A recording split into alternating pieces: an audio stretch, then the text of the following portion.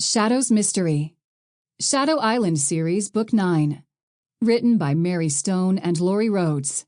Narrated by Brittany Goodwin.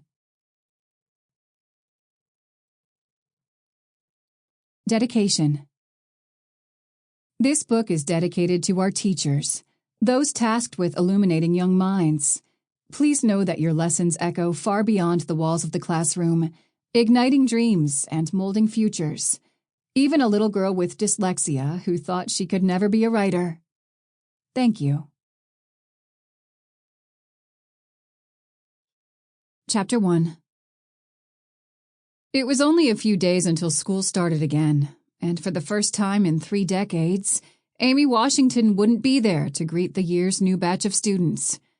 It was both sad and exciting as she looked around the school's gymnasium where her former colleagues had gathered to say farewell. Her party had been pushed to late summer since many of her fellow teachers had scheduled professional development classes and seminars to keep their licensing current. She understood that all too well. That was definitely one aspect of the position she wouldn't miss.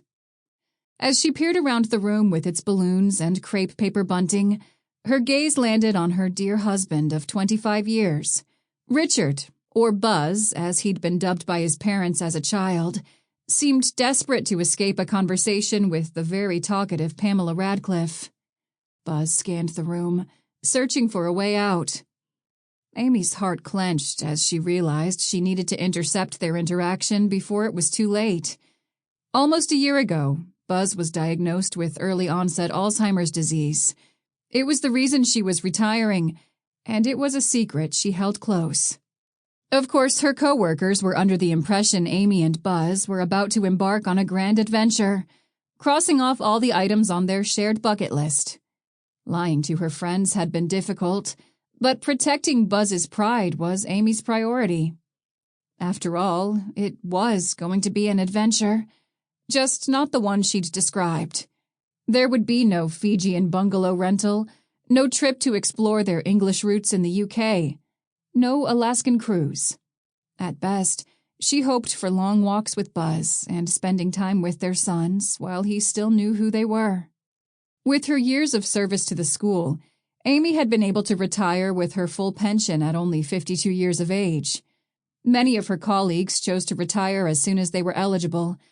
They often cited unruly students, impossible helicopter parents, or onerous short-sighted state mandates as the main reasons for running for the door. But that hadn't been Amy's experience. She loved teaching and adored her students almost as... Sample complete. Ready to continue?